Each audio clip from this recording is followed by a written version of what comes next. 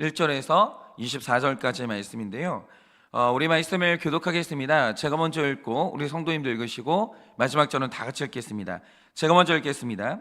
여호와께서 모세에게 말씀하여 이르시되 이스라엘 자손의 원수를 미디안에게 갚으라. 그 후에 내가 내 조상에게로 돌아가리라.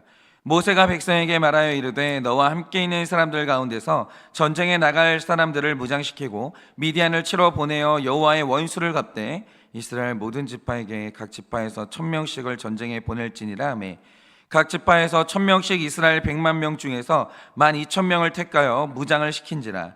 모세가 각 지파에 1000명씩 싸움에 보내되 제사장 엘르아살의 아들 비느하스에게 성소의 기구와 신혼나팔을 들려서 그들과 함께 전쟁에 보내매 그들이 여호와께서 모세에게 명령하신 대로 미디안을 쳐서 남자를 다 죽였고 그 죽인 자 외에 미디안의 5왕을 죽였으니 미디안의 왕들은 에위알 레겜과 수루와 후루와 레바이며 또 부올의 아들 발람을 칼로 죽였더라.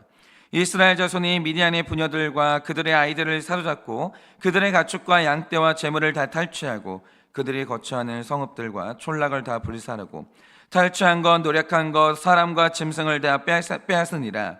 그들이 사로잡은 자와 노력한 것과 탈취한 것을 가지고 여리고 맞은편 요단강가 모압 평지의 진영에 이르러 모세와 제사장 엘르아살과 이스라엘 자손의 회중에게로 나아오니라.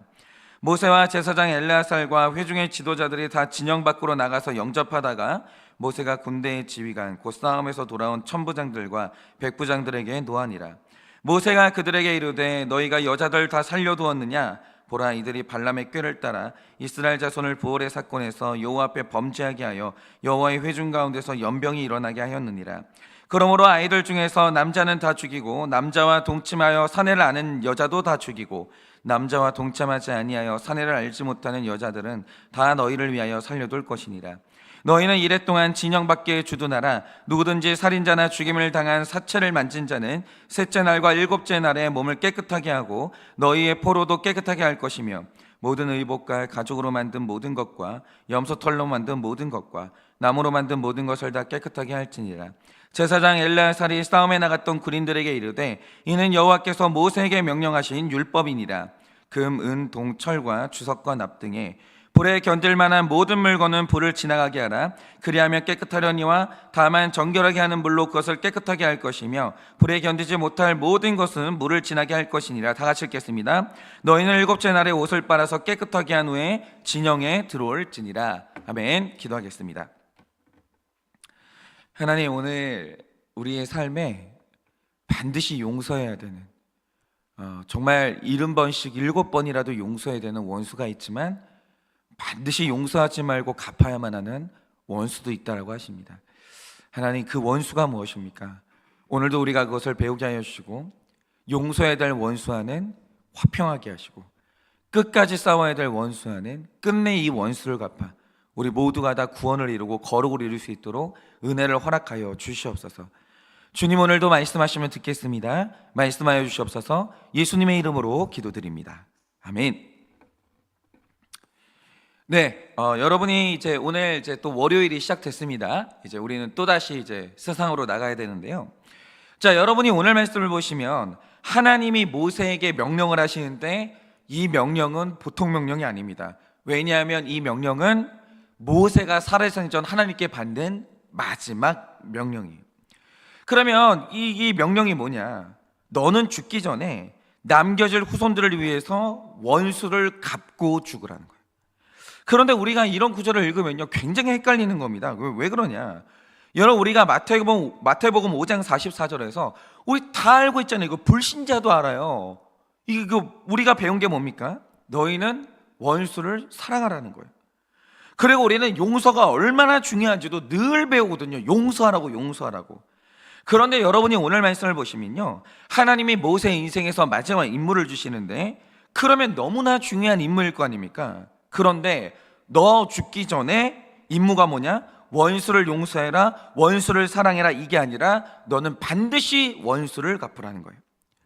그러니까 이런 구절을 보면서 역사상 어떤 이단은 말하기를 성경에 나타나는 하나님이 2명이라는 거예요. 1명이 아니라는 거죠. 먼저 구약의 하나님이 존재하는데 구약의 하나님은 전쟁을 좋아하는 하나님이고 살인의 하나님이고 처벌의 하나님인데 신약의 하나님은 사랑의 하나님이고 용서의 하나님이고 희생의 하나님이라는 거예요. 그러니까 성경에 나타나는 하나님은 신약의 하나님과 구약의 하나님 이렇게 두 명이라는 거죠. 그러니 나는 전쟁 좋아하는 구약의 하나님은 못 믿겠고 신약의 하나님만 믿겠다, 이렇게 얘기를 하는 거예요. 그러니까 구약 성경은 버리고 신약 성경만 보겠다는 사람들이 있었는데 이게 이단이에요. 이거 균형을 잃어버린 겁니다. 여러분, 지금 여러분 혹시 오늘 말씀을 보시면 하나님이 말씀을 하십니다.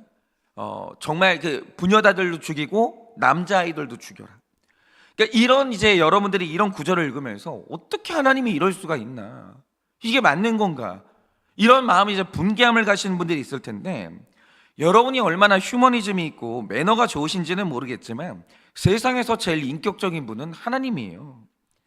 그 어떤 사람도 누군가를 위해서, 그 정말 죄인을 위해서 십자가를 져줄 수 있는 분은 하나님밖에 없어요. 여러분 그거 못하십니다. 어떤 사람도 하나님보다 사랑이 깊을 수 없고요, 하나님보다 인격적일 수는 없는 거예요. 그러니 이 말씀을 보면서 우리가 신뢰해야 되는 게 뭡니까? 원수를 갚으라는 하나님의 명령에는 반드시 인격적인 이유가 있다라는 거예요. 이게 우리 구원하고 관계가 있고 해석의 여지가 있다라는 거죠. 그래서 오늘은 우리가 말씀을 보면서 도대체 원수 갚는다라는 게 뭐고, 우리가 어떻게 원수를 갚아야 되는가, 용서하지 말아야 될 원수가 뭐냐, 이거죠. 오늘 우리가 이것을 좀 묵상하고자 합니다. 자, 그러면 이제 말씀을 볼 텐데, 자, 우리의 삶에는요 무조건 용서해야 되는 원수가 있어요. 그런데 용서 없이 갚아야 되는 원수도 있다라는 거죠. 그러면 중요한 게 도대체 우리가 영원히 용서해서는 안 되는 그 원수가 뭐냐라는 거예요. 우리가 이것을 정의하는 게 정말 중요한데, 자, 여러분, 오늘 말씀을 보면 반드시 갚아야 될 원수로 지목당한 대상이 있는데 그게 바로 미디안이거든요. 그러면 하나님이 지목하시는 이 미디안의 특징이 뭐냐? 우리가 모압 왕 발락과 무당 발람의 저주 사건을 긴 시간 묵상했었는데, 일단 모압 왕 발락을 한번 생각을 해보세요. 이거 굉장히 중요합니다. 이 모압 왕 발락을 잘 보세요. 이 사람의 동족인 모압 사람들은 사실 하나님으로부터 버림받은 민족이에요. 모압이 그래요. 그럼 이들이 하나님께 버림받았던 근본적인 이유가 뭡니까? 그들의 삶에 거룩이란 건 전혀 없었고, 오히려 그들의 가게에는 폐륜과 음란이라는 저주가 흐르고 있었기 때문이죠. 그런데 중요한 건 이겁니다. 그러면 하나님은 일단 모압을 악한 민족으로 찍으셨어요. 그러면 이들은 용서받을 수 없는 것인가? 절대로 그렇지 않다라는 거예요. 아무리 모압이라도 그가 하나님을 믿고 그의 삶에서 돌이키기만 하면 출신에 상관없이 누구나 하나님의 자녀가 될 수 있어요. 여러분, 우리가 어저께도 이제 여호수아 말씀 2장 말씀을 묵상을 했는데, 여러분 그 여리고성에서 유일하게 구원받은 사람이 누굽니까? 귀족 아니에요. 학자 아니에요. 몸 팔았던 기생입니다. 창녀. 여러분, 이 세상에 딱 이렇게 정의하시면 돼요. 여러분이 어떤 죄를 지으셨든지 간에 이 세상에 용서받지 못하는 죄는 없어요. 그러니까 어떤 사람이 지옥에 간다라고 하면 단순히 죄 지어서 지옥 가는 게 아니에요. 용서를 못 받아서 가는 거예요. 출신에 상관없이 누구든지 회개하고 돌이키기만 하면 하나님의 자녀가 될 수 있는 거예요. 그러므로 신자의 인생에서 가장 중요한 게 뭐냐? 회개예요. 회개만큼 중요한 게 없어요. 회개는 모든 문제를 깨끗하게 해결합니다. 회개가 이렇게 중요하다는 거죠. 그런데 이 강력한 증거가 뭡니까? 성경을 보면 루시라는 여성이 이 시어머니를 지극히 섬기다가 시어머니가 믿는 하나님을 그 여인도 믿게 됐고, 그러다가 택자인 보아스를 만나서 결혼을 하게 되거든요. 그리고 이 보아스와 룻의 혈통에서 우리의 구원자이신 예수님이 태어나시는 거예요. 복을 받아도 이렇게 복을 받은 여자는 없는 거죠. 내 자녀가 메시아예요. 우리 집에 예수님이 태어나는 거예요. 완전 택자의 가정인 거죠. 그런데 중요한 건 이 여성이 누굽니까? 악하다고 하나님께 판단받은 모압 여인이라는 거예요. 여러분, 누구든지 회개하기만 하면 모압 여인의 가정에서도 예수님이 탄생하실 수 있다는 거예요. 그러니까 누구라도 오늘 당장 그가 자기의 삶을 돌이켜 하나님을 믿기만 하면 무조건 용서받을 수 있고 가게에 흐르는 저주는 끊어질 수 있는 거예요. 누구나 다 그래요. 여러분 가게에 어떤 저주가 흐르는지 저는 몰라요. 중요한 건 가게에 흐르는 저주는 끊어질 수 있다는 거예요. 그런데 민수기에서 발락이 보여준 모습이 뭡니까? 그가 자기 조상의 습관을 따르면서 패륜과 음란한 삶을 죽어도 버리지 않았다는 거예요. 죽어도. 그러니까 하나님이 그를 미워하시는 건 자기 삶의 결론이지 어떤 다른 사람이 그렇게 만든 게 아니라는 거예요. 누가 모압을 미워해야 된다고 하나님을 설득한 적이 없어요. 자기가 증명을 했어요. 내가 미움받을 만한 사람이라는 걸 이 모압 왕 발락이 자기 스스로 증명을 했다라는 거죠. 그렇잖아요. 그런데 모압 왕 발락이 저주를 받았던 근본적인 이유가 뭐였습니까? 자, 자기가 죄를 끊지 못해서 하나님의 진노를 경험하고 있다. 그럼 누구나 다 알아요. 원인이 그 사람에게 있다는 걸. 본인도 알아야 될 거 아니에요. 그런데 갑자기 나는 미움받고 있는데 옆에 이스라엘 백성들이 사랑받고 있거든요. 사랑받는 이스라엘 백성들을 미워하기 시작하는 거예요. 이게 지금 피해 망상인데, 여러분 발락이 아무 죄가 없는 이스라엘 백성들을 미워했던 이유가 뭡니까? 내가 오늘 하나님께 미움받는 이유는 네가 나타나서 나의 사랑을 뺏어갔기 때문이야. 너만 아니었으면 그 사랑을 내가 받았을 거야. 뭐 이런 생각을 하는 거예요. 내가 너 때문에 삐뚤어진 거야. 너만 아니었으면 나도 착한 아들이 됐을 거야. 이런 식으로 생각하는데 망상도 이런 망상이 없거든요. 그런데 이런 망상에 빠져 있으니까 이스라엘 백성들은 아무것도 한 것이 없는데 돈을 주고서라도 무당을 불러요. 그리고 가만히 있는 이스라엘 백성들을 저주하는데 이 끝도 없는 이 증오심 있잖아요. 이게 근거가 없어요. 이거 우리는 이걸 왜 이러는지를 모르겠는 거예요. 자기 딴에는 뭐 여러 가지 이유가 있죠. 완전 그게 망상이에요. 내가 오늘 하나님께 저주받은 이유는 너 때문이라는 거예요. 네가 나타나서 내가 오늘 삐뚤어졌다라는 거죠. 이거 말도 안 돼요. 듣잖아요. 아무도 동의를 안 해주는 이게 말들이에요. 그런데 우리가 이 사건을 무려 3장이나 묵상하면서 자세히 봤었는데, 발락이 이상한 피해망상에 빠져서 하나님의 자녀들을 저주할 때 그러면 하나님이 즉시 진노하셨냐? 그것도 아니에요. 하나님은 발락의 죄가 더 커지는 것을 막기 위해서 총 4번의 기회를 주십니다. 먼저는 무당 발람이 이 저주의 길을 떠날 때 천사와 당나귀를 동원해가지고 그 길을 막으십니다. 하나님이요, 모압을 사랑하세요. 하나님은요, 단 한 사람의 악인도 지옥 가는 걸 원하지를 않으세요. 하나님이 막으십니다. 그런데 그 길을 뚫고 끝내 가고야 말아요. 그리고 이스라엘 백성들을 저주하는 바알의 산당에 도착을 하죠. 그리고 여기서 무려 3번의 저주를 시도합니다. 하나님이 막으시고 좌절하는데도 3번의 저주를 시도해요. 그런데 여러분, 사실 한 번의 저주만 해도 하나님이 거기에서 발락과 발람을 치실 수 있었거든요. 그런데 하나님이 끝까지 기회를 주면서 내 마음이 이거야. 돌이켜야 돼. 내가 너를 지지할 수 없어. 네가 지금 죽는 길로 가는 거야. 여러분, 이 메시지와 기회를 3번이나 더 주십니다. 그런데 계속되는 용서와 기회의 결론이 뭐냐? 그들은 변화를 거부했다는 거예요. 그들은 내가 변화되지 않는다라는 거, 그걸 자기 스스로 증명을 해냈다라는 거예요.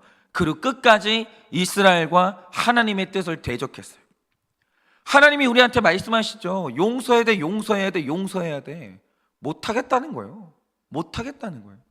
끝까지 그렇게 되는 거죠. 그런데 여러분, 이 미디안은 뭔가를 상징하고 있거든요. 그러니까 이 미디안이 가진 특징과 어떤 존재의 특징이 똑같은데 그게 뭐냐? 이게 바로 우리 원수 마귀의 특징이에요. 제가 예전에도 말씀드렸지만 우리 지금 정확하게 분별해야 되는데, 우리가 약한 것과 악한 것을 철저하게 구분해야 돼요. 그러니까 제가 자주 말씀드리지만 어떤 사람은요, 자기 인생에 자기가 지은 죄가 있어요. 실수가 있어요. 어떤 사람은 그게 갚기가 싫은 거예요. 너무 억울한 거예요. 그래서 회피하기 위해서 자살하는 사람이 있습니다. 그 자살은 세상에서 제일 악한 거예요. 용서를 못 받아요. 그래서 자살이 용서를 못 받는 거예요. 모든 악의 총체가, 모든 회피의 총체가 자살이기 때문에. 그런데 이런 분들이 있죠. 우울증에 걸렸어요. 어떻게 감정이 조절이 안 되는 거예요. 내 정신이 아니에요.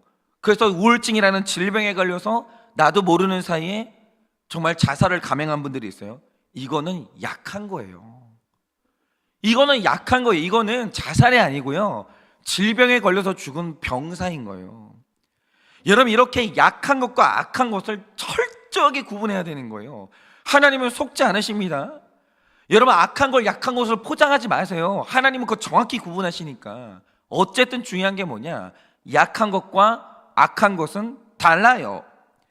그럼 여러분, 약하다는 게 뭡니까? 한번 다윗을 생각해 보자 이거죠. 다윗은 누가 뭐래도 그가 하나님 정말 사랑해요. 진심으로 사랑해요. 여러분, 다윗은 말씀이 들리는 사람입니다. 그래서 거룩하게 살고 싶은 욕망이 있었고 그것을 위해서 몸부림을 쳤던 사람이에요. 그런데 이런 다윗의 약점이 있었는데 성적으로 너무 약했어요. 집에서 사랑받은 적이 없기 때문에 애정결핍이 너무 심해서 이 사람이 그게 이제 성에 대한 도착으로 나타났어요. 이 사람이 예수님을 믿는 사람인데 평생을 성적으로 넘어졌던 사람이고 그것 때문에 말도 못할 죄를 지었습니다. 그런데 죄는 지었어요. 넘어졌어요. 그런데 다윗의 삶을 보면 우리가 굉장히 중요한 특징을 볼 수 있는데 책임 전가를 끝까지 하지 않아요. 내가 죄에 넘어졌어요. 너무 아파하는 거예요. 내가 저질렀다. 나 왜 이러지? 언제나 주제가 나예요. 나. 우리 부모가 나를 이렇게 만들었어. 누가 나를 이렇게 만들었어. 이 여자가 나를 뭐 유혹했어. 그런 말은 하지도 않아요. 언제나 내 문제예요. 내 문제. 애통하는 거예요. 자기 죄를 인정하기도 하고 그러면서 조금이지만 성화의 진전이 있는 거예요. 조금씩. 그러니까 여러분, 이 다윗 같은 사람이 이 죄를 짓는다, 성적으로 죄를 짓는다, 이거는 악함이 아니에요. 약함이에요. 너무 약한 거예요. 그러고 싶지 않은데 그게 진심인데 자꾸 넘어진다 이거죠. 이게 바로 연약함인 거예요. 그런데 여러분, 악함은 그런 게 아니에요. 여러분, 약한 사람이나 악한 사람이나 겉으로 보면 죄를 짓는다는 것에는 다 일반적입니다. 그런데 악한 원수마귀를 잘 생각해 보세요. 자기가 하나님한테 버림을 받았어요. 이게 전적으로 마귀의 탓이었거든요. 그가 하나님의 보좌를 탐했어요. 아니, 이거보다 무서운 죄가 어디 있냐고요. 그런데 이게 전적으로 자기 탓이라는 것에 대해서 원수 마귀는 종말이 오는 그날까지 인정을 못해요. 늘 억울해요. 사탄 마귀의 특징이 있는데 사탄 마귀는 억울해요. 뭐 이런 거죠. 아니, 내가 죄를 지었다 한들 당신이 사랑의 하나님 아니냐, 그럼 나를 품어야 되는 거 아니냐. 아이, 웃기죠. 죄를 지어놓고 하나님한테 당당하게 욕을 하는 거예요. 당신 사랑의 하나님 아니냐고. 여러분, 자녀들 중에서도 악한 자녀 되게 많아요. 자기가 죄를 저질러 놓고 당신 부모 아니냐고. 부모는 나를 먹여 살려야 되는 거고 내가 어떤 죄를 지어도 품어야 되는데, 야, 세상에 있잖아요, 뻔뻔하고 악한 자녀들은 얼마나 많은지 몰라요. 그런데 하나님한테도요, 그렇게 뻔뻔하고 악한 자녀들이 얼마나 많은지 몰라요. 그게 마귀예요. 그게 마귀. 그리고 내가 이렇게 될 때는 하나님도 잘못한 거 아닌가? 이런 억울함이요, 끝내 없어지질 않는 게 악한 것들의 특징이라는 거죠. 그러다가 이 억울함의 결론이 뭐냐? 결국 모압 왕 발락처럼 이제 마귀의 두 번째 특징은 책임 전가예요. 책임 전가. 네가 나를 이렇게 만들었다는 거예요. 내가 가만히 보니까 하나님은 차별하는 하나님이야. 하나님이 나를 이렇게 만든 거야. 하나님이 사랑을 공평하게만 나눠줬어도 오늘 내가 이렇게 안 돼. 다 거짓말이에요. 그러니까 하나부터 열까지 책임 전가야. 하나부터 열까지. 그리고 저놈의 이스라엘 때문에 내가 받아야 할 사랑을 뺏겼어. 저 사랑을 내가 받았으면 나도 말 잘 듣는 자녀 되지. 나도 좋은 신자가 됐을 텐데, 이런 식으로 인정하거나 회개하는 건 아무것도 없고 언제나 책임전가와 피해의식을 일삼다가 끝내 변화가 안 돼요. 그거는 안 돼요. 제가 분명히 말씀드릴게요. 억울해하고 책임 전가하는 사람 중에 변화되는 사람 없어요. 그거는 변화가 안 되는 거예요. 왜냐? 그게 마귀의 특징하고 동일하거든요. 그게 마귀의 인격이에요. 억울해하고 책임 전가하는 거. 그런 게 어디 있어요? 아니, 로봇가 아닌 이상 무조건 조종당해가지고 죄를 저지르는 사람이 누가 있냐고요. 그런 사람은 없어요. 전부 다 자기 삶의 결론인 거예요. 그런데 하는 게 뭐냐? 억울해요, 책임 전가예요. 두 개가 있는 한 죽어도 변화는 안 돼요. 이게 악한 거예요. 악한 것은 변화 안 돼요. 변화 안 되는 거예요. 그러니까 성경이 원수를 사랑하라고 할 때 약함과 악함은 철저하게 구분해야 되는 게요, 사람은 신자건 불신자건 하나같이 유혹에 약해요. 죄를 이길 힘이 없기 때문에 사람 자체를 불쌍히 여기는 건 중요합니다. 그러나 동시에 사람 안에서 절대로 동의해주면 안 되고 연민을 가지면 안 되는 악함이 있는데, 바로 그게 제가 말씀드린 것처럼 나를 죄인이라고 말씀하시는 하나님 말씀에 대한 반감, 이거는 연민을 느끼면 안 돼요. 양보도 하면 안 되고 이해도 해주면 안 되는 거예요. 우리가 이거를 꾸짖고 막 이렇게 이 사람을 미워하고 그럴 필요는 없어요. 절대 그러면 안 돼요. 중요한 게 뭐냐? 동의해 줄 수가 없는 거예요. 그리고 자기 책임을 어떻게든 회피하려고 하는 책임전가, 자기 죄를 포장하려고 하는 모든 종류의 합리화, 끝내 회개하지 않고 인정하지 않는 그 강팍한, 이거는요 타협의 대상이 아니에요. 이건 연민의 대상이 아니에요. 용서의 대상이 아니라는 거예요. 만약에 내 안에 이런 습성이 있다, 그거 미워하셔야 돼요, 여러분. 그거 미워하셔야 돼요. 약한 것은 불쌍히 여겨야 돼요. 약한 것들은 끝까지 품어줘야 됩니다. 악한 것은 품어주는 대상이 아니라는 거예요. 이건 우리가 끝까지 싸워야 되는 것이고 우리가 이거 미워해야 되는 겁니다.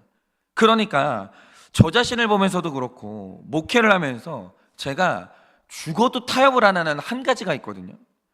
여러분, 사람은 모두 약하기 때문에 어떤 분이 저에게 혈기를 내도 아직은 그것 때문에 우리 교회 성도님들 저는 미워해 본 적은 없는 것 같아요. 진짜 하나님의 엄청난 은혜죠. 제가 진짜 속이 진짜 옹졸하거든요. 이렇게 마음이 간장 종지만 해가지고 예전에는 그냥 누가 한 번만 나하고 부딪히면 막 이를 갈면서 용서를 안 했거든요. 근데 어쨌든 하나님의 은혜로 어떤 분이 저한테 혈기를 내고 부딪혀도 아직까지는 그분 미워해 본 적은 없는 것 같아요. 정말 제가 다양한 종류의 죄인들을 만나고 저도 그런 죄인이지만 그 안에서 제가 자기 그 죄를 애통하는 모습을 봤고 돌이키려는 모습을 봤기 때문에 저는 약한 분들은 다 제 친구예요. 그리고 우리 교회 성도님들이요, 저의 약함을요 다 품어주세요. 우리 약한 것들은 다 진짜 우리가 다 품어줍니다. 우리가 이제 미워해 본 적은 없어요. 그런데 제가 우리 교회에서 타협하지 않는 게 있어요. 여러분, 부모에게 있어서 자녀는 무조건적인 보호의 대상이고 사랑의 대상이기 때문에 일단 자녀가 아프다, 부모는 변명이 없어야 되는 거예요. 일단 자녀가 아프면 부모는요 무릎 꿇어야 되는 거예요. 이유가 없어요. 부모에게는 자녀를 보호해야 되는 어마어마한 사명이 있기 때문에 자녀가 아프다고 하면 다 인정해야 되는 거, 다 무조건 인정해야 되는 거예요. 무조건 부모 책임이어야 되는 거예요. 이유가 없어요. 회개로 나가야 되는 거예요. 여러분, 기본적으로 부모의 자세라는 것은 나보다 자녀가 소중해야 되는 거예요. 그런데 이 자세만 있으면 그 자녀는 고생 덜해요. 그리고 이런 자세를 가진 부모님 밑에서는요 자녀들이 다 건강하게 자라가는 것 같아요. 그런데 가끔 보면 자기 자녀보다 자기가 더 소중한 부모님들이 있어요. 부모님들 중에 내 자녀보다 내 자존심, 내 평판, 이런 걸 자꾸 앞세우시는 분들이 있거든요. 그러면서 자녀가 아프고 수고하는데도 회개를 안 하시는 분들이 있어요. 억울해 하시는 분들이 있어요. 양보를 안 하시는 분들이 있어요. 자존심 세우시는 분들이 있어요. 이거 연약함 아닙니다. 이거 정말 무서운 악함이에요. 저는 그때는 안 넘어가요. 저는 안 넘어가요. 한 번도 그냥 넘어가지 않고 싸웠던 것 같아요. 자녀가 아프다는데 왜 억울해요? 아니, 부모가 돼가지고 자녀가 쓰러지고 자녀가 아프다는데 왜 어디서 자존심을 세워요? 그건요 악한 거예요. 그건 악한 거예요. 한 번도 이 악함을 마주했을 때 저는 물러선 적은 없었던 것 같아요. 제가 의로워서가 아니라 만약에 제가 이런 자세를 갖게 되면 성도님들이 넘어진데 제가 자존심 세운다? 하나님은 그날부터 저랑 원수예요. 하나님이 그 용서를 안 하십니다. 여러분, 하나님이 미디안을 우리의 원수고 반드시 그걸 갚아야 된다고 했을 때 이렇게 말씀하신 이유가 뭐겠습니까? 만약에 미디안이 약했다, 하나님은 끝까지 품으십니다. 이스라엘이 약하잖아요. 하나님은 끝까지 품으시는 거예요. 그런데 하나님이 미디안에게 몇 번이나 기회를 주셨고 돌이킬 수 있는 메시지를 주셨거든요.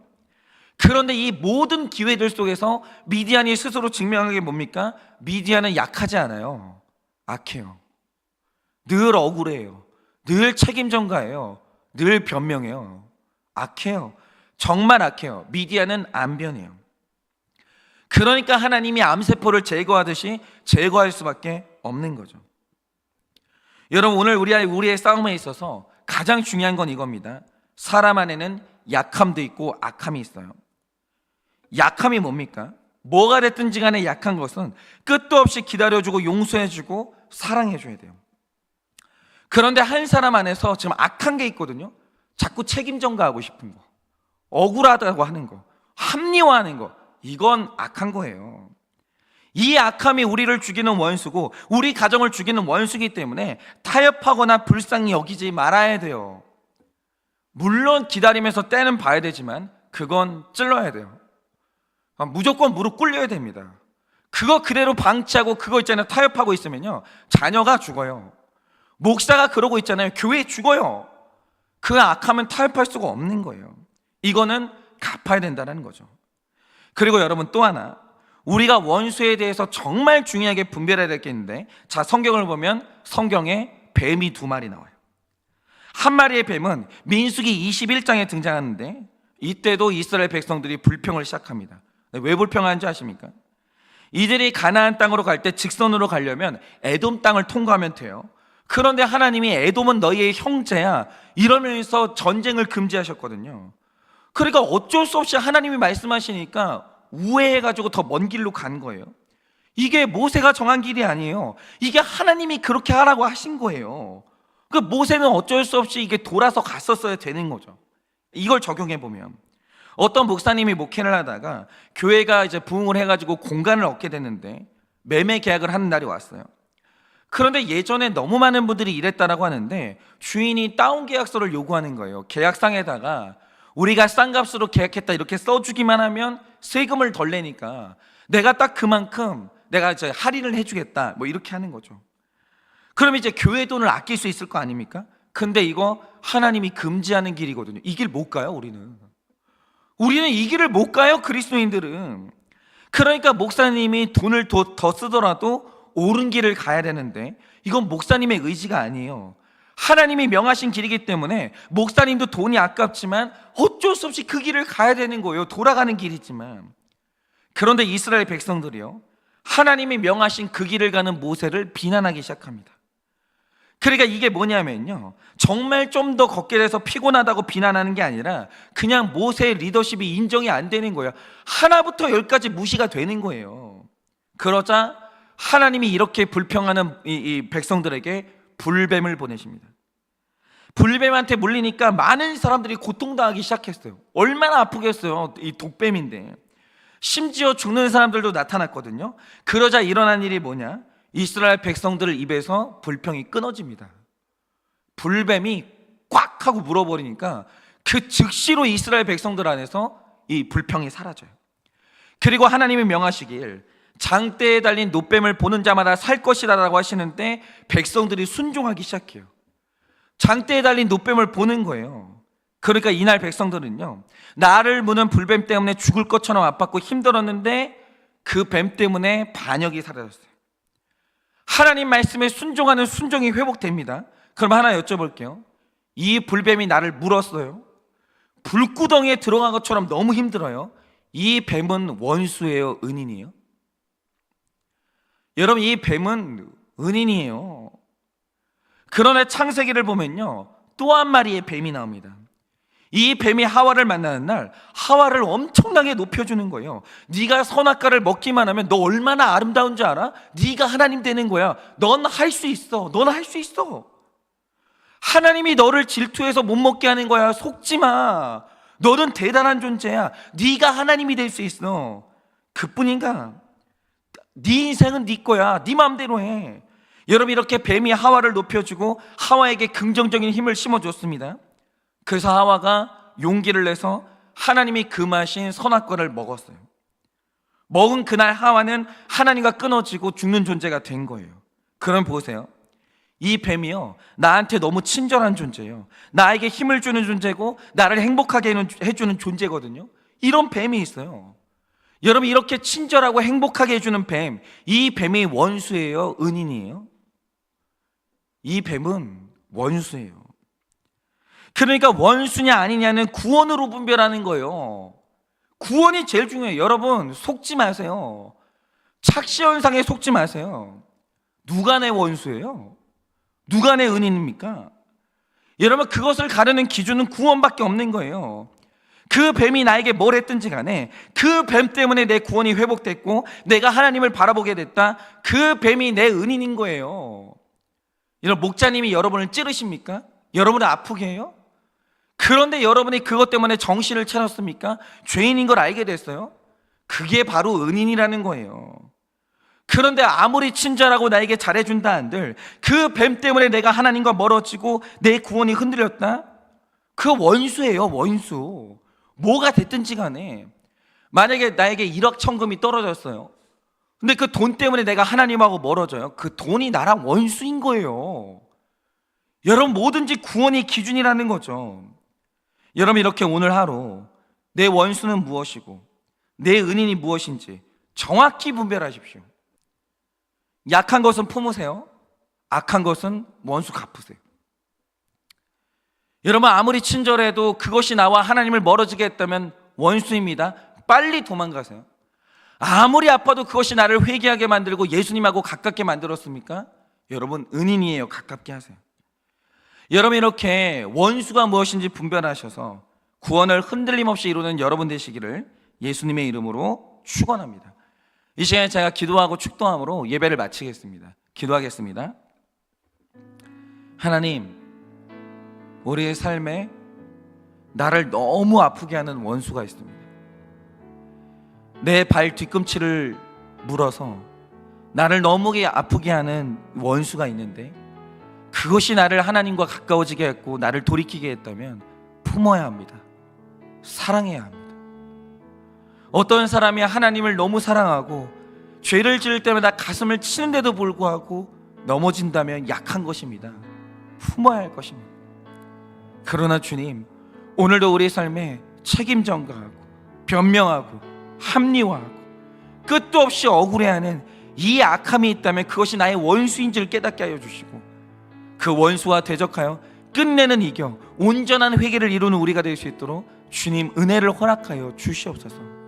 하나님 오늘도 원수를 분별하여 이기는 우리가 되어서 흔들림 없이 구원을 이루는 하루가 될 수 있도록 은혜를 허락하여 주시옵소서.